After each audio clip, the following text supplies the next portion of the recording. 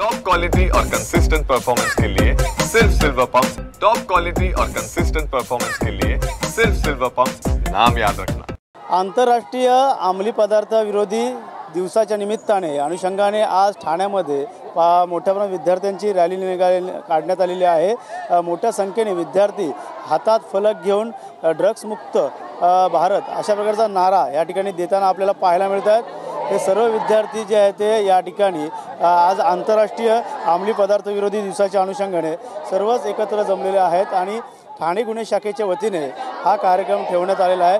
पाहायला गेलं तर मोठ्या संख्येने ही रॅलीमध्ये अनेक विद्यार्थी येणाऱ्या काळात नशामुक्त करा अशा प्रकारचं या ठिकाणी घोषणाबाजी करतात आणि या ठिकाणी सर्व महिला असतील मुले असतील। एक मिनिट, काय सांगाल कशा प्रकारची रॅली या ठिकाणी काढण्यात आलेली आहे? अँटी ड्रग अवेअरनेस बद्दल आम्ही रॅली काढली आज। काय वाटतं अनेक विद्यार्थी जे आहेत ते या विळख्यामध्ये अडकत चाललेले आहेत, तुमचं काय म्हणणं असेल?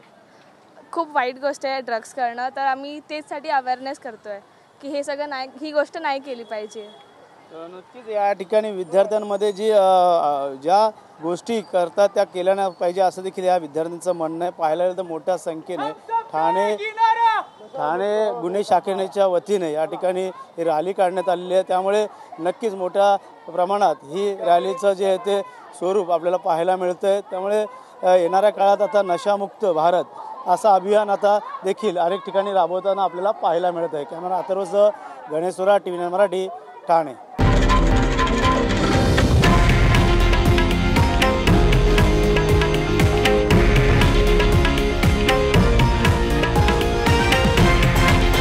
हे आहे देशातील नंबर 1 न्यूज नेटवर्क आणि आपण पाहत आहात TV9 मराठी, एकमेव।